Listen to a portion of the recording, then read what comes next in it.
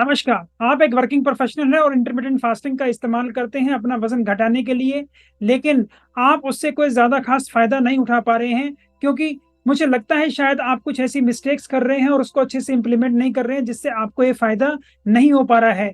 और आप में से काफ़ी लोग तो ऐसे भी हैं जिन्होंने ये स्टार्ट किया, ट्राई किया कुछ दिन तक और उसके बाद इसे बंद भी कर दिया।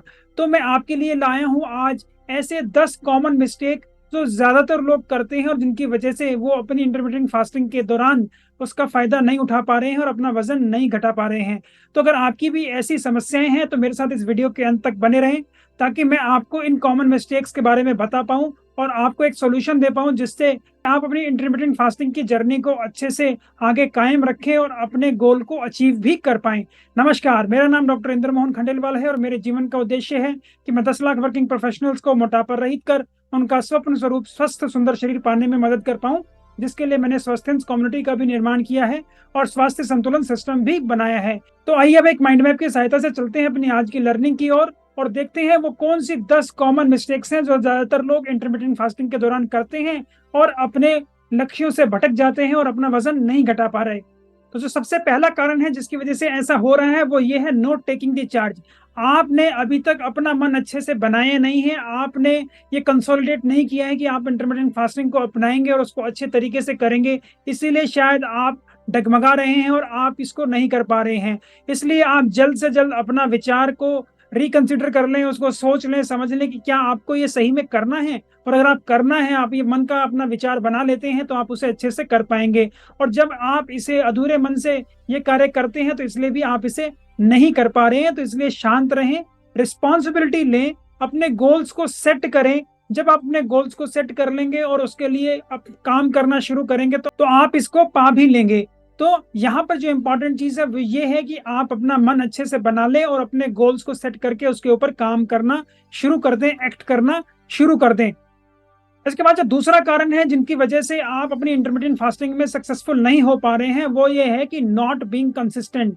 आप लगातार उसके ऊपर काम नहीं कर रहे हैं, आप अपना जो इंटरमिटेंट फास्टिंग प्लान है उस पर परसिस्ट नहीं करते हैं। कभी आपका मन करता है तो आप उसको करते हैं, कभी आपका मन करता है तो आप उसे बंद कर देते हैं। और ये जो वेरिएशन आपकी इस इंटरमिटेंट फास्टिंग के दौरान आ रहे हैं, इसी वजह से आप अपने रिजल्ट नहीं पा रहे हैं। तो आपको अपने इंटरमिटेंट फास्टिंग प्लान को एक तो डिसाइड करके उसके ऊपर काम करना है कि आप कौन सा इंटरमिटेंट फास्टिंग प्लान इस्तेमाल करने वाले हैं। मान लिए 8:16 का इस्तेमाल करना चाहते हैं, 5:2 का इस्तेमाल करना चाहते हैं, तो ये आपको क्लियर होना चाहिए। इसके बाद आप जो इंटरमिटेंट फास्टिंग करते हुए अपना विंडो बनाते हैं कि ये मेरा ईटिंग विंडो है और ये मेरा फास्टिंग विंडो है, उसके ऊपर बिल्कुल क्लियर रहें और इस समय को सुनिश्चित कर दें। इस समय को भी जब आप वेरिएट करते हैं कि कभी आज तो मैं 2 मील ले रहा हूँ, लेकिन वो एक मैं सुबह 8 बजे लूंगा और दूसरी मैं शाम को 3 बजे लूंगा, और नेक्स्ट डे आप कहते हो कि अच्छा आज मैं इसको 10 बजे लूंगा और शाम को मैं 6 बजे लूंगा। इसके अंदर भी अगर आप बहुत ज्यादा फ्लक्चुएशंस करते हैं तो इसकी वजह से भी आपके शरीर को अडेप्ट होने में काफी दिक्कत होती है और आपको भी काफी प्रॉब्लम का सामना करना पड़ता है। इसलिए आपको भी यहाँ कंसिस्टेंट होने की काफी ज्यादा जरूरत है और अगर आप कंसिस्टेंट हैं तो रिजल्ट आपको 100% मिलेगा। मैंने भी अपनी वेट लॉस जर्नी में इंटरमिटेंट फास्टिंग को अपनाते हुए अपना 26 किलो वजन कम किया और उसको मैं अच्छे से मेंटेन कर पा रहा हूँ।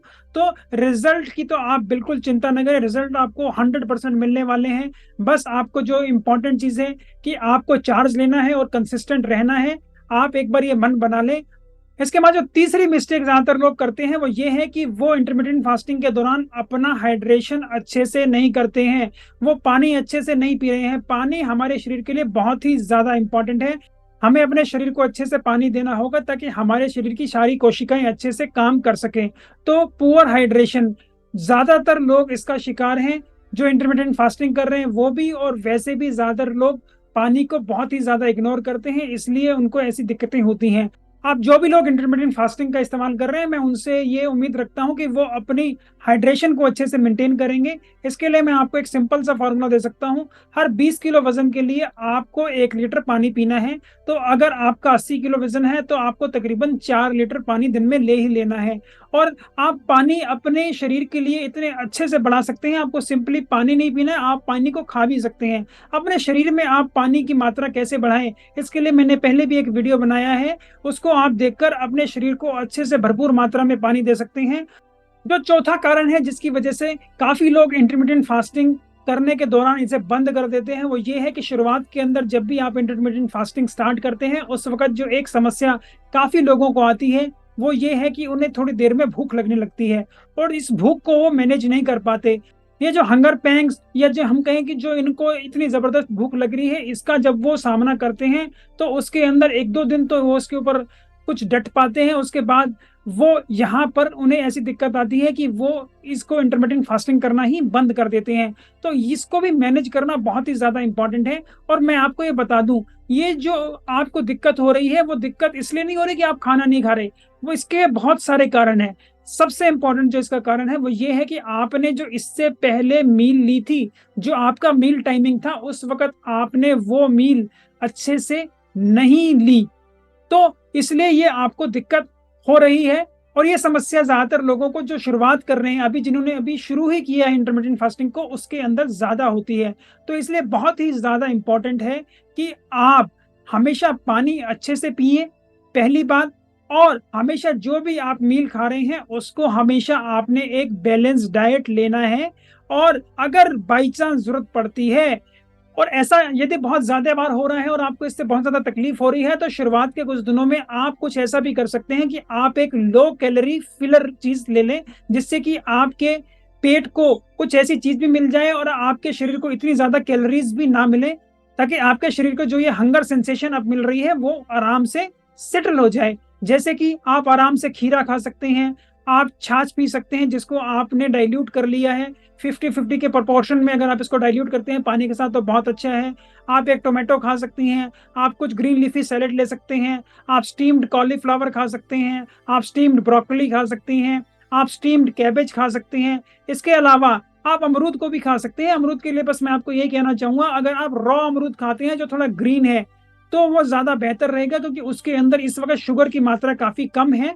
और जितना आप राइपन अगर गवावा लेते हैं तो वो हमारा एक पर्पस डिफीट कर सकता है, इसलिए आपको रॉ गवावा खाना चाहिए, आपको कच्चा अमरूद खाना चाहिए। वो आपके लिए इस समय के लिए बहुत ही ज्यादा बेहतर है, जिससे आपको न्यूट्रिशन भी मिलेगा, नरिशमेंट भी मिलेगा, और आपको ये जो आपको भूख लग रही है बीच बीच में, इससे भी काफी राहत मिलेगी। जो पांचवा कारण है आपकी इंटरमिटेंट फास्टिंग का फेल होने का, वो है कि आप अपनी मील्स को काफी स्किप करते हैं, स्पेशली आप अपने ब्रेकफास्ट को स्किप कर रहे हैं।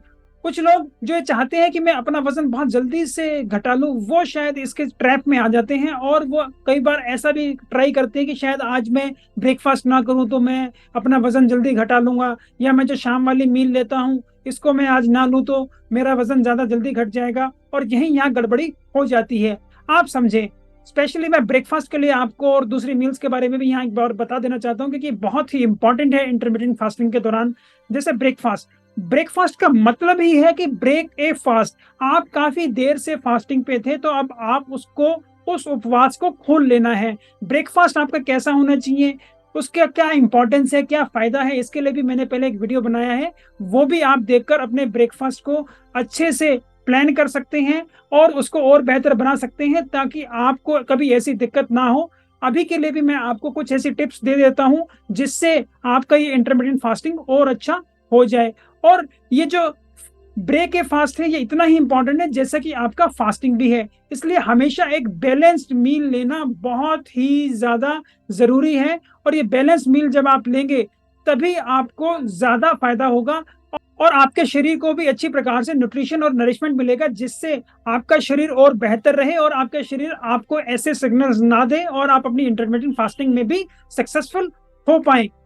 जो छठा इंपॉर्टेंट कारण है आपकी इंटरमिटेंट फास्टिंग का फेल होने का, वो ये है कि जो आपका जो ईटिंग विंडो होता है उस वक्त आप या तो बहुत ज्यादा खाना खा रहे हैं या आप काफी रॉन्ग पैटर्न खा रहे हैं जो आपको नहीं खाना चाहिए। इसलिए मैं आपको यहाँ पे सुनिश्चित कर देना चाहता हूँ कि इंटरमिटेंट फास्टिंग करते हुए आपका ईटिंग विंडो बहुत ही ज्यादा इंपॉर्टेंट है, तो उसके ऊपर आपको अच्छे से ध्यान देना चाहिए और आपको हमेशा एक बैलेंस डाइट लेनी चाहिए। एक बैलेंस डाइट आप हमेशा लेते हैं जिसके अंदर उचित मात्रा में कार्बोहाइड्रेट्स हैं, उसके अंदर उचित मात्रा में फैट है, उसके अंदर उचित मात्रा में प्रोटीन है, और आप अच्छे से पानी भी पी रहे हैं, तभी आपकी ये जर्नी आगे बढ़िया रहेगी। आपके शरीर को सारे इंपॉर्टेंट न्यूट्रिशन, मिनरल्स, विटामिन सब मिलते रहेंगे ताकि वो स्वस्थ रहे और अपनी कोशिकाओं को भी और स्वस्थ रख पाए और आपके शरीर से वजन को भगा पाए।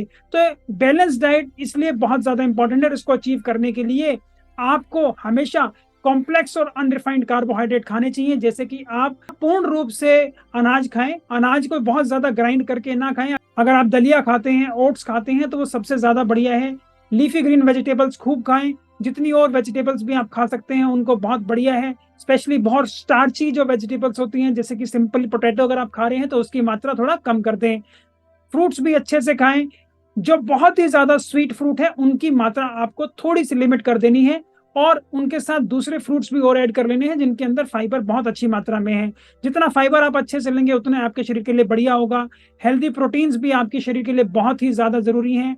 आपको अच्छा फैट लेना चाहिए जो आपको नट से मिल सकता है, ताकि आपको जितने प्लांट सोर्स से जो फैट मिलेगा वो बहुत बढ़िया है। एक्सेप्ट कि हम कहें पाम ट्री जो आपको कोकोनट से मिलता है वो सैचुरेटेड फैट होता है, तो उसको थोड़ा लिमिट करना है। उसके अलावा ज्यादातर प्लांट सोर्स ऑफ फैट है वो बहुत ही बढ़िया है, क्योंकि हमें वो ज्यादा नट्स और सीड्स से ही मिलता है, तो बहुत अच्छे हैं। जितना आप स्प्राउट्स का इस्तेमाल करेंगे उतना बहुत ही बढ़िया रहेगा आपके शरीर के लिए। जो चीजें आपको अवॉइड करनी है वो ये है कि किसी भी प्रकार की सिंपल शुगर तो आपने लेनी ही नहीं है। जितना रिफाइंड ग्रेन से आप दूर रहेंगे बढ़िया रहेगा। जितनी प्रोसेस और पैक्ड चीजें आपको बिल्कुल बंद कर देनी है, तो आपके शरीर को बहुत अच्छा न्यूट्रिशन मिलने वाला है। इसके अलावा जो भी आप खाना खा रहे हैं पूरे दिन में उसको आप नेचुरल जो सर्कैडियन रिदम है उसके साथ मैच करें। उसके अलावा आप उसको यूनिवर्सल टाइमिंग के साथ मैच करते हैं कि जैसे कि दिन का टाइम खाने का है और शाम का सोने का है, तो वो बहुत ही बढ़िया हो जाएगा। जो भी आपने मील प्लान बना लिया है, मील टाइम बना लिया है, उसको स्टिक करें, उसको रोज वेरिएट ना करें। ये भी बहुत ज्यादा जरूरी है ताकि आपके शरीर का मेटाबॉलिज्म भी ठीक रहे और आपके शरीर को आदत भी पड़ जाए किस वक्त उसे खाना मिलने वाला है और किस वक्त नहीं, तो आपका बॉडी भी इसमें अच्छे से अडेप्ट कर ले। तो आपको अपनी फ्रीक्वेंसी को भी सेटल करना है, पोर्शन साइज को भी कंट्रोल करना है और मील टाइम को हमेशा बनाकर रखना है, उसमें बहुत ज्यादा वेरिएशन नहीं लाने हैं। इसके अलावा ओवर ईटिंग को हमेशा अवॉइड करें। बीच में स्नैक्स लेने की अपनी आदत को खत्म कर दें और किसी भी प्रकार की विजिबल या इनविजिबल शुगर आपको नहीं लेनी है। अगर आप ऐसा करते हैं ईटिंग विंडो के दौरान तो कभी भी आपकी इंटरमिटेंट फास्टिंग फेल नहीं हो सकती। तो ये इंपॉर्टेंट चीजें हैं जो आपको अपनी इंटरमिटेंट फास्टिंग करते हुए ईटिंग विंडो के दौरान करनी है, ताकि आपका जो इंटरमिटेंट फास्टिंग प्लान है इस बार बिल्कुल सक्सेसफुल हो जाए और इस बार आप अपना स्वप्न स्वरूप स्वस्थ सुंदर शरीर प्राप्त कर लें। जो सातवीं गलती ज्यादातर लोग करते हैं वो ये है कि वो अपनी स्लीप को बहुत ज्यादा इग्नोर करते हैं। और मैं आपको बता दूं, किसी भी प्रकार के वेट लॉस में स्लीप की बहुत ही ज्यादा इंपॉर्टेंस है। अगर आप अच्छे से नींद नहीं लेते हैं तो आपको उसके अंदर फेलियर ही मिलेगा, आप फेल ही होंगे। क्योंकि नींद ही एक ऐसा टाइम है जिस वक्त हमारे पूरे बॉडी की रीजनरेशन और रिपेयर होता है। तो आपको अपनी नींद को अच्छे से लेना है, उसको छोटा नहीं करना। कम से कम 7 से 8 घंटे आपको सोना ही सोना है। तो आप अपनी नींद को अच्छा समय दें ताकि आपका शरीर अच्छे से काम कर पाए और आपकी इंटरमिटेंट फास्टिंग सक्सेसफुल हो पाए। और ये ज्यादातर लोगों का मानना होता है कि सोने से कोई ज्यादा खास फर्क नहीं पड़ता, लेकिन मैं आपको यहाँ वापस याद दिला दूं, आपके सोने से आपकी इंटरमिटेंट फास्टिंग बहुत ज्यादा सक्सेसफुल होने वाली है। और अगर आप एक अच्छी नींद लेते हैं तो आपका शरीर जल्द ही और स्वस्थ और बेहतर हो जाएगा और आपका वजन भी बहुत अच्छा हो जाएगा। तो कृपया आज के बाद कभी भी अपनी स्लीप को कॉम्प्रोमाइज ना करें और हमेशा एक बेहतर और अच्छी नींद लें और रोज उसको उसी वक्त लें, तो आपके लिए और भी बढ़िया हो जाएगा। जो आठवां कारण है जिसकी वजह से लोग अचीव नहीं कर पाते हैं इंटरमिटेंट फास्टिंग के रिजल्ट्स को, वो ये है कि वो इंटरमिटेंट फास्टिंग करते हुए सोचते हैं कि अब तो हमने फास्टिंग स्टार्ट कर दी तो हमें एक्सरसाइज करने की क्या जरूरत है, और यहीं पे उनको ये प्रॉब्लम होती है। अगर आप इंटरमिटेंट फास्टिंग के दौरान भी कम से कम 15 से 20 मिनट डेली एक्सरसाइज करते हैं तो आपकी इंटरमिटेंट फास्टिंग के सक्सेसफुल होने के चांस बहुत ज्यादा बढ़ जाते हैं। अगर मैं उसे एक रेशियो में मेजर करूं तो अगर आप 15 से 20 मिनट की एक्सरसाइज ऐड कर रहे हैं अपने रूटीन में, नए तरीके से ला रहे हैं, नहीं ला रहे हैं, वो डेली नहीं, अगर आपको डेली 1.5-2 किलोमीटर चलना पड़ता है, इसके अलावा आपने 20 मिनट्स का शेड्यूल किया है, तो आपका इंटरमिटेंट फास्टिंग प्लान इस बार सक्सेसफुल होने वाला है। और अगर आप ऐसा करते हैं तो कम से कम 50-60% लोग आप में से ऐसे होंगे जो आप अच्छी प्रकार से अपना वजन घटा पाएंगे। तो आपको जो ये याद रखना है, एक एक्सरसाइज जरूर करना है, एक्सरसाइज को इग्नोर नहीं करना। दूसरा, आपका जो डेली रूटीन है उसके अलावा आपको 15 से 20 मिनट का एक्सरसाइज शेड्यूल करना है। आपका जो डेली ऑलरेडी चल रहा है उसके अंदर एड ऑन होना चाहिए, उसी को कंटिन्यू करेंगे तो आपको एड ऑन रिजल्ट नहीं मिल पाएगा या काफी स्लो रिजल्ट मिलेगा। लेकिन अगर आप ये 15-20 मिनट का एड ऑन टाइम जिसके अंदर आपको एक्टिविटी करनी है या उनको और बढ़ाना है, ऐसा कर देते हैं तो आपको रिजल्ट भी और अच्छे और बेहतर मिल पाएंगे। जो नौवां महत्वपूर्ण कारण है जिसकी वजह से काफी लोगों को दिक्कत होती है इंटरमिटेंट फास्टिंग में, वो ये है कि उन्होंने अपनी जो दूसरी बुरी आदतें हैं, जैसे कि एडिक्शन किसी प्रकार की, चाहे वो अल्कोहल हो, टोबैको हो या और किसी प्रकार की एडिक्शन हो, उनको बंद ही नहीं किया है। स्पेशली अल्कोहल के लिए तो इतना इंपॉर्टेंट है कि आप जो अपनी एक इस पार्टी वाली आदत को जब करते हैं तो आपने जो इतनी मेहनत की पूरे हफ्ते या लगाओ पूरे महीने, उसी के अंदर ही आप बैकफुट पे चले गए और आपने उस अल्कोहल वाली उस पार्टी के अंदर आपने इतने अच्छे से पार्टी किया, आपने इतनी सारी एनर्जी अपनी बॉडी में डाल ली और अपने शरीर को भी इतना नुकसान पहुंचाया, अपनी कोशिकाओं को इतना नुकसान पहुंचाया। जो आपने इंटरमिटेंट फास्टिंग से अपने शरीर को फायदा दिया था वो सारा उसी दिन उस एक एक्टिविटी से खत्म हो गया। तो इसलिए मैं आपसे उम्मीद करता हूं कि आप अपनी इन चीजों से भी जितनी जल्दी तौबा कर लेंगे उतना जल्दी आप बेहतर रिजल्ट पाएंगे इंटरमिटेंट फास्टिंग के लिए।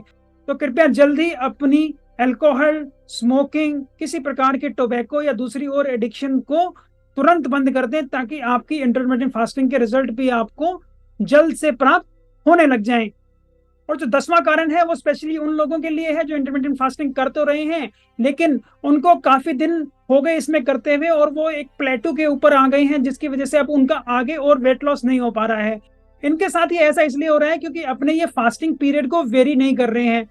तो इसमें बस मैं यही कहना चाहता हूँ, मान लीजिए आप 8:16 इंटरमिटेंट फास्टिंग प्लान का इस्तेमाल कर रहे हैं और आप इसको इस्तेमाल करते हुए लगभग 3-4 महीने हो गए हैं और आपने अच्छे से अपना वजन भी घटा लिया है, लेकिन अभी भी आपको और वजन घटाने की जरूरत है और आप आगे आपको और रिजल्ट मिलना बंद हो गया है। तो ये इसलिए हुआ है कि अब आपको थोड़ा सा फास्टिंग के लिए थोड़ा सा और अग्रेसिव होना पड़ेगा और आपकी जो ये स्ट्रेटेजी है उसको थोड़ा चेंज करना पड़ेगा। अगर आप अपना फास्टिंग पीरियड अब बढ़ाते हैं तो आपको इसमें थोड़ा और फायदा हो सकता है। इसलिए आप 8:16 के साथ 5:2 भी, जो आप हफ्ते में 5 दिन 8:16 फॉलो कर रहे हैं और 2 दिन वो एक छोटी मील ले रहे हैं, इसको भी इंट्रोड्यूस करते हैं तो आपको फायदा ज्यादा होगा। तो जो ये वाला पॉइंट है, 10वां पॉइंट है, ये सिर्फ उनके लिए है जो इंटरमिटेंट फास्टिंग से कुछ रिजल्ट उनको मिल चुका है लेकिन अब आगे एक प्लेटू पे वो रुके हुए हैं और उन्हें आगे रिजल्ट नहीं मिल पा रहा। तो ऐसा फास्टिंग पीरियड के अंदर फ्लक्चुएशन करने से बिगिनर्स को नुकसान भी हो सकता है और उनका इंटरमिटेंट फास्टिंग प्लान बिल्कुल फेल हो सकता है। तो कृपया ये बिगिनर्स तो बिल्कुल भी ना करें। लेकिन जो लोग इस पे चल चुके हैं, इन्हें 1.5-2 महीने 3 महीने हो चुके हैं लेकिन वो स्टक हो गए हैं, अब उनका आगे वेट लॉस नहीं हो रहा, ये सिर्फ उन्हीं के लिए वैलिड है।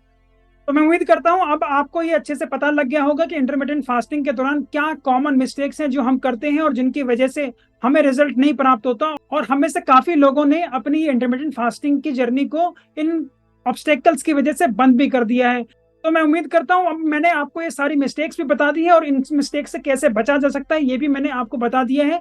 तो आप आज से ही इनको अपने इंटरमिटेंट फास्टिंग जर्नी में अप्लाई करेंगे और अपनी इंटरमिटेंट फास्टिंग की जर्नी को अब सक्सेसफुल बना पाएंगे और अपना वजन भी अच्छे से घटा पाएंगे।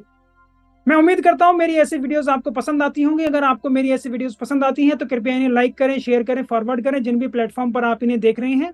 अगर आप इन्हें यूट्यूब पर देख रहे हैं तो कृपया मेरे चैनल को सब्सक्राइब भी कर लें और यूट्यूब नोटिफिकेशन बेल जरूर दबा दें ताकि मेरी नई आने वाली वीडियो का नोटिफिकेशन आपको तुरंत प्राप्त हो जाए।